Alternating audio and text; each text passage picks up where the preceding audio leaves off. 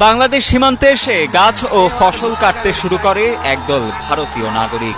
BGB ও এলাকাবাসীর তাড়া খেয়ে নিজেদের ভূখণ্ডে ফেরত গেলেও পরবর্তীতে আবারও সীমান্তে এসে বিজিবি ও বাংলাদেশিদের লক্ষ্য করে ছুটতে থাকে ইট পাটকেল। এ ঘটনায় 2 বাংলাদেশির আহত হওয়ার খবরও পাওয়া গেছে।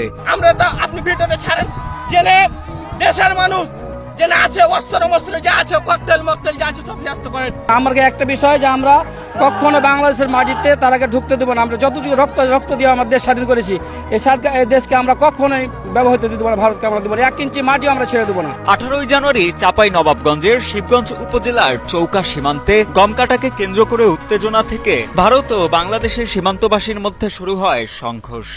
কিরণগঞ্জ সীমান্ত থেকে এই উত্তেজনা ছড়িয়ে পড়ে প্রায় 3 কিলোমিটার এলাকা অর্থাৎ চৌকা সীমান্ত পর্যন্ত।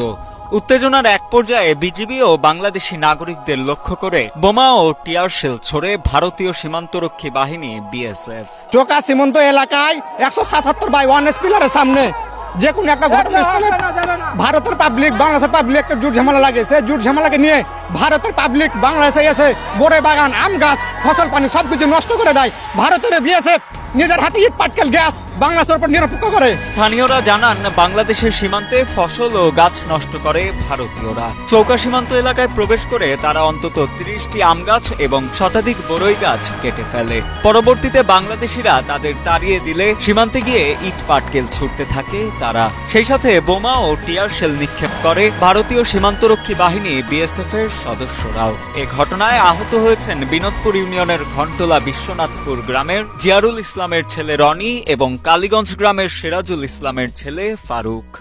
বাড়িতে থাকি, আমি যখন পেঁয়াজ কাটছিলাম আমার এক চাচা বললো যে ইন্ডিয়া আর চাইনা লেগে গেছে ইন্ডিয়ার ঘি। আমি করছি তাহলে তো বাচ্চা দেখে আমার দেশের কাজে কিন্তু আমার যে বিএনপি আমল এটা তো কাজে লাগে। আমার দেশ যদি রক্ষা করতে হবে আমার দেশে এসে দেখছি তো ওরা কিন্তু টিএসএল বোম গুলি কিন্তু বিজেপিতে সবকিছু চালাইছে। বিএসএফ ইটকুল টিএসএল সবই চালাইছে। আমাদের বিজেপির একজনের আঙুল ফেটে গেছে, একটা কাইতে লেছে, মানে 1 ইঞ্চির খন্ড লেগে আছে। পরের বাগানে মেলে গেলা গাছ কেটে ফেলে দিয়েছে, একজনের এটা একটা চোপ দিয়েছে, একজনের এটা একটা চোপ দিয়েছে। এ বিষয়ে border guard Bangladesh BGB Mahananda ব্যাটালিয়নের অধিনায়ক লেফটেন্যান্ট কর্নেল গোলাম কিবরিয়া জানান, সীমান্ত এলাকায় গাছ কাটতে দেখে ভারতীয়দের বাধা দেয় বিজিবি ও বাংলাদেশের সাধারণ মানুষ।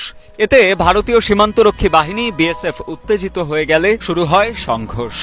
পরবর্তীতে ঘটনার দিন বিকেলেই দুদেশের অধিনায়ক পর্যায়ে পতাকা বৈঠক অনুষ্ঠিত হয়। সেই বৈঠকে এমন ঘটনার জন্য ক্ষমা চায় ভারতীয় সীমান্তরক্ষী বাহিনী বিএসএফ। এছাড়া সেই সীমান্ত এলাকা এখন স্বাভাবিক আছে বলে